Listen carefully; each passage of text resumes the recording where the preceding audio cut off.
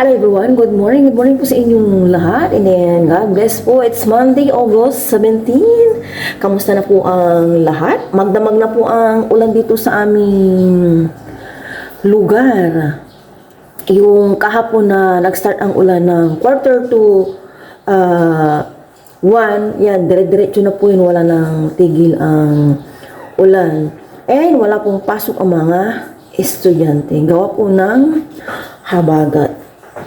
Hindi na po tayo nakaano talaga ng araw dito po sa sa may likod namin nung nag-start na po yung tubig dyan. Last year naman hindi ganyan. Worried po akong siyempre nandyan na po yung mga lamok-lamok sa dengue ba. Kaya pag hindi ko masyadong nag-i-stay dyan si Aya sa labas. And spray ng lamok yung ginagawa ko. Kamusta na po ang lahat? Ulan pa rin po. Sige, laban lang sa ulan. Kaya natin po. Paano na lang pala yung nadaanan namin ni Aya sa Dagupan? Lalong, nabaha. Hindi na kumupa yung, tubig doon. Kasi pag tricycle, parang pa sila eh. Tapos nadagdagan na naman po kahapon.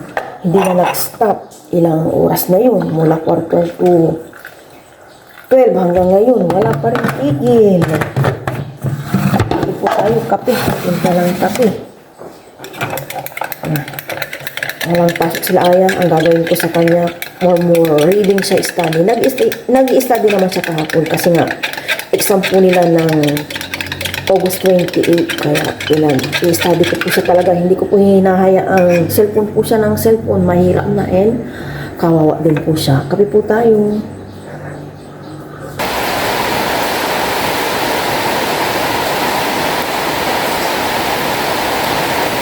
Dito muna tayo sa labas habang nagkakape at maulan.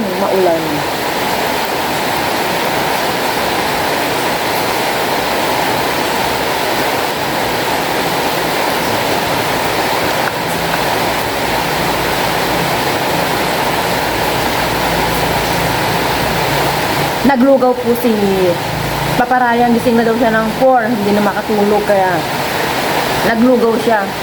Luto na pero ay pang kumain mamaya na.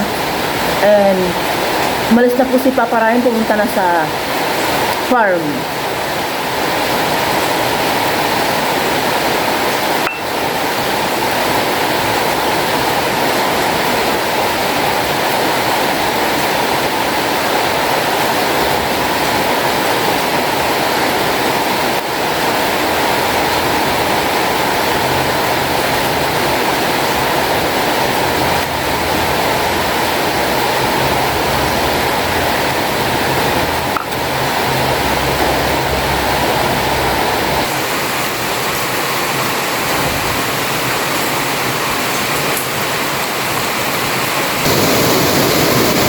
Lumakas po ang ulan.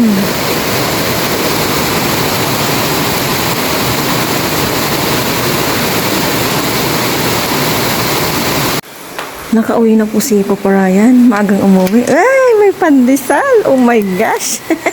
Kakatapos ko lang nagsampay. Tulog.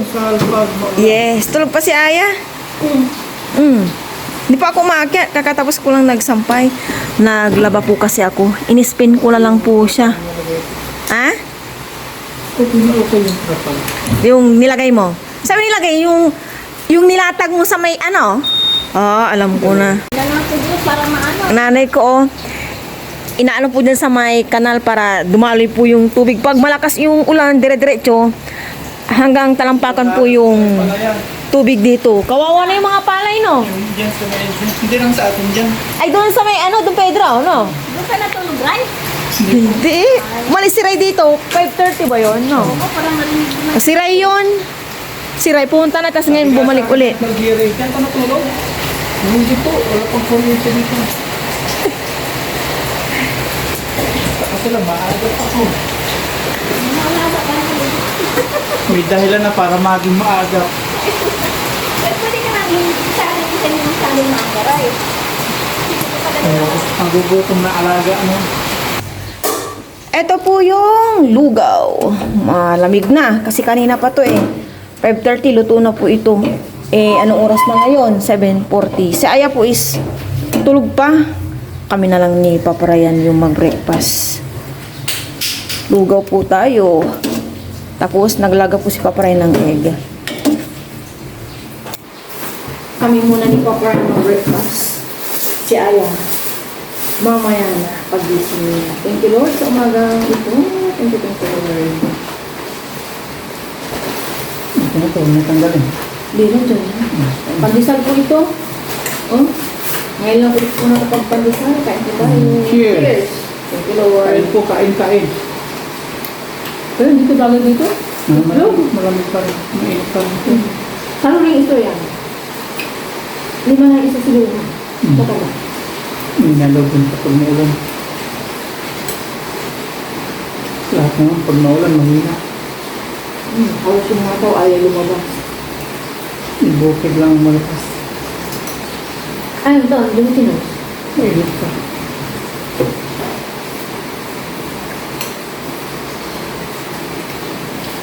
Ito nga ito na ito. Yung lagyan asin. Balatan ko nga doon kay Ana.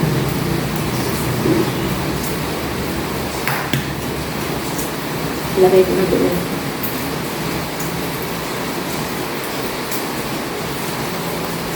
Miss yun. Ubas na oras natin dito. Oo, diba? Dali na. Oo.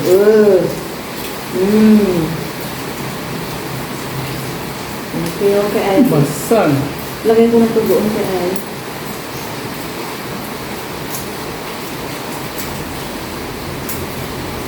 Malakas na yung mga laundry shop. Palaba. 30 pesos. Sa Maynila. Pero dito bihira.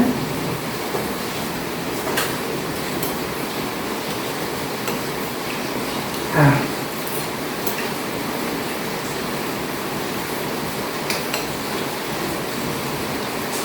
Saan matulog doon sa bukid?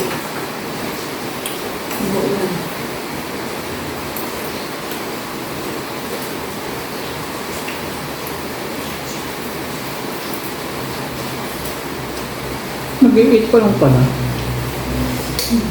Ako nakakalinis. Ano? Pamita. Masagal ng pamita.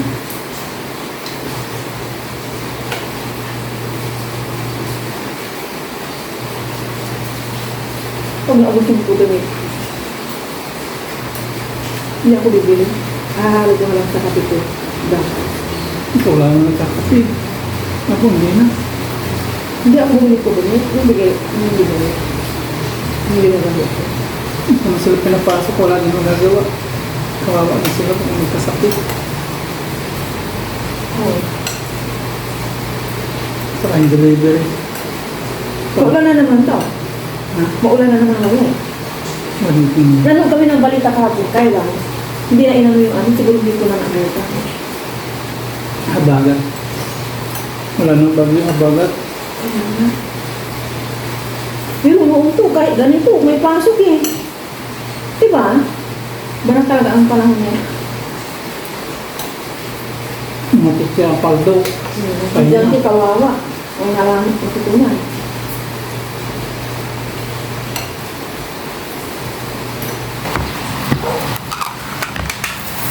Anong oras na? Hindi ko pa nababad sa asin itong aking pang-prito. Dito po tayo ng Gigi. Galonggongers.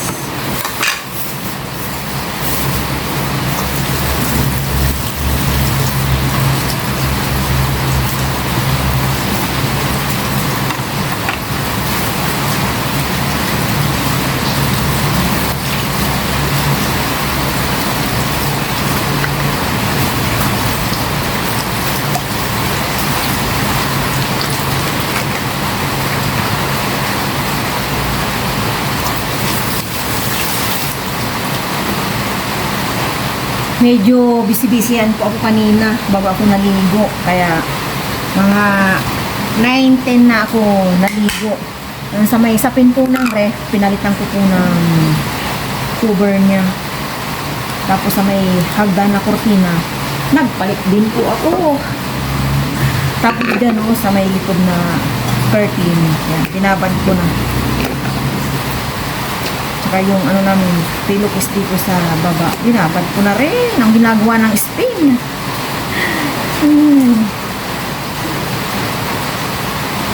Yung ano, sa kwarto ni Ayang Cortina, malabo ko pang lamuhan at wala akong hanger na malapad.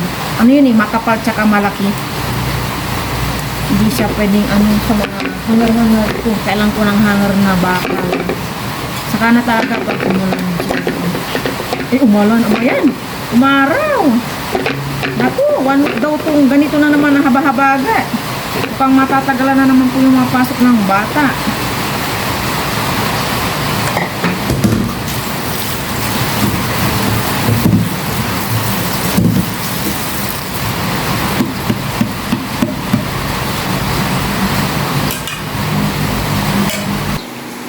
Nakaligo na po si Aya and may yung kanilang advisor sa kanilang group chat. Kaya ayan, ginagawa niya na po. 10:05 na po ng umaga. Iwanan ko na po si Aya dito. Hindi niya po ako matutulungan kasi gumagawa po siya ng kanilang activity. Nagising po si Aya is 8:20 or 8:30. Hindi na. Gigisingin ko na si Aya, gising na pala siya. Magasaing muna ako bago ako magprito.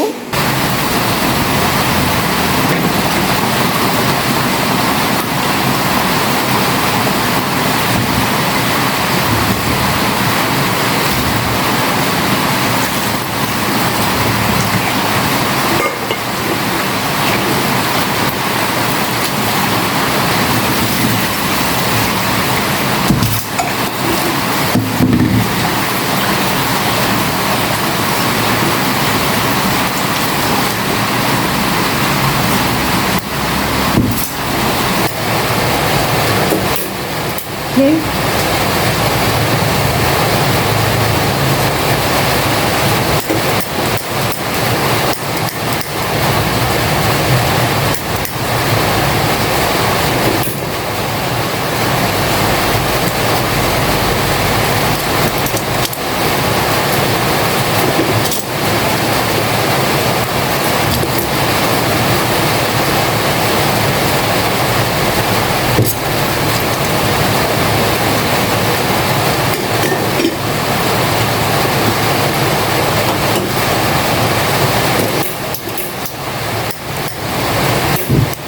Mga nabasa ng tubig ulan, kaya kailangan may lighter.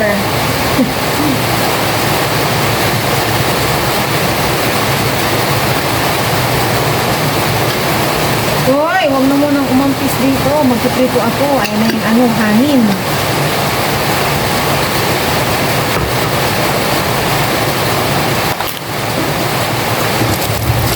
Wala na pong tigil ang ulan.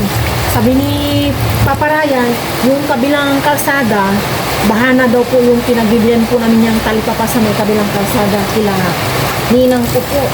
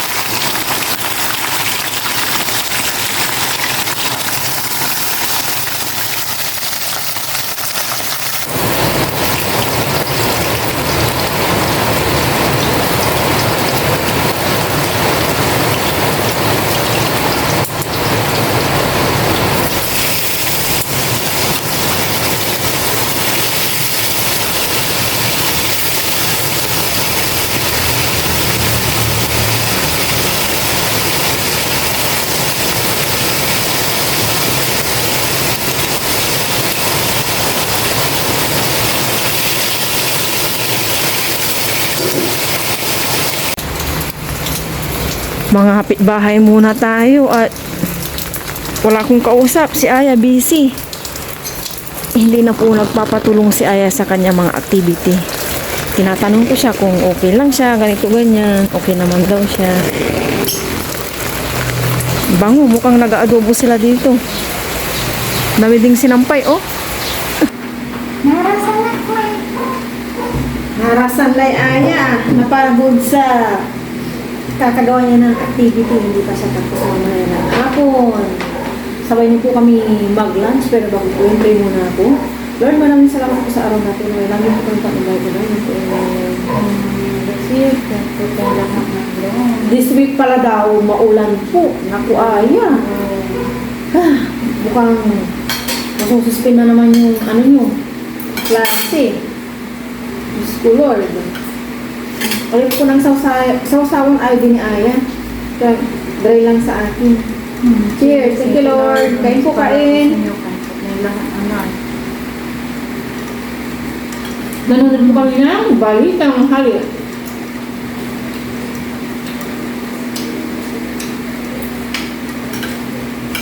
Kaya, makamatis. Ay, pili isa. Thank you. Sa kamatis. Nilagay niya ng asin. Nagtataka ako, gusto niya itong ganito. Kaya, gusto mo na yan. Hindi ka nagpinigil.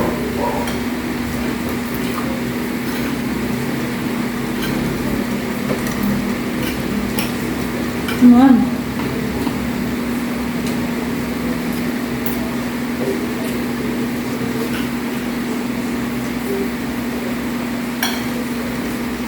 Hinako siya ng 2,000, no? Mahigit. Barya. Galing naman nila.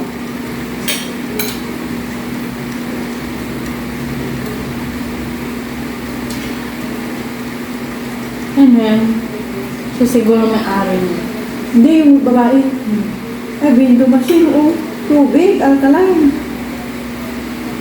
Paano nila nabuksan? Kaya parang buhay.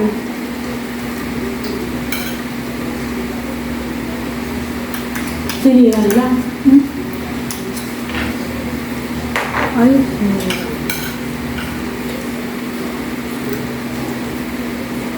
Mga babae asa, oh.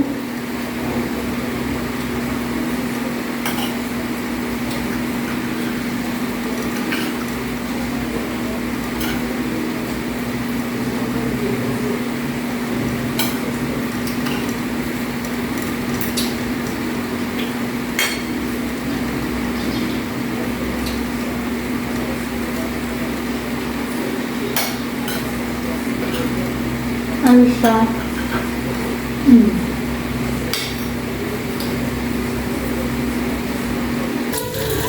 Ganito po si Aya kapag walang pasok. Siyempre, hugas-hugas ng mga plato after ng lunch. And minsan sa gabi, si Erin po yung naghugas ng aming pinagkainan. Mapapahay, grabe ka na lang po. Wala na pong tigil ang ulan, yung habagat ba. Hindi na po nagpahinga. Parang ito yung year na pinaka-iiba ng mga last year pa. Ito yung parang first time kong maka-experience ng ganito. Yung sana naalala ko sa akin na yung grabe po yung ulan. Hindi na kami makapunta tuloy sa farm. And then, alam niyo po, naawa ako sa mga pananim namin and iniisip ko po sila. Panay nga, tanong ko kay Paparayan kung tumubo ba yung sitaw, yung pechay, hindi daw eh. Kasi ang alam ko, ang sitaw, ayaw niya sa matubig. Okay siguro kung mataas na lugar. Kung ngayon siguro yun, gumapang na yung mga sitaw kung walang masyadong ulan, kung nag 1 week lang yung ulan. Kaso dire-diretso eh. Para silang nabansot and hindi na siya masigla. Na-observe ko po yung sitaw na mabilis po siyang pumubo and lumago nung excuse me po, dito po sa may likuran, nagtatanim-tanim ako dyan. Bilis-bilis niyang lumago, sumigla. Ngayon tagulan, wala. Yung pechay, wala din. So, parang ayaw niya din ng, matubig yung pechay. Yung mga nandun lang na still, survive. Nagsusurvive, tapos yung buhay pa yung pangmatagalan namin na, mga tanim. Ayan. Sana hindi rin sila mamatay. Yung pinakaano din namin talaga yung pang lifetime na pananim. Kaya nang yung dwarf coconut, dalandan, kalamansi, guyabano, guava, rambutan, lansones, kamyas, ano ba yung isa? May avocado ba or ano? Yung isa may yung mulberry yan, sana mabuhay. Hindi ko sure kung buhay yung talong. Ini-imagine ko na lang po yung farm. Si Shopee at Lazada, ang tagal nang hindi nakikita ni Aya, and hindi pa rin nakikita yung mga alaga ni Papa Ryan na mga baboy, yung aming mga patining, hanggang imagination na lang muna ngayon. Ima-imagine lang, although nakikita ko sa mga vlog ni Papa Ryan, pero iba pa rin yung nakikita talaga sa personal. Siguro mga sasama ko kay Papa Ryan, ganyan. Basta hanggang ngayon or for now, imagination muna ang lahat sa farm. Mag-ingat po tayong lahat. Wala nang tigitong ulan. Sana hindi kami bahayin din kasi sa kabila, binana po eh.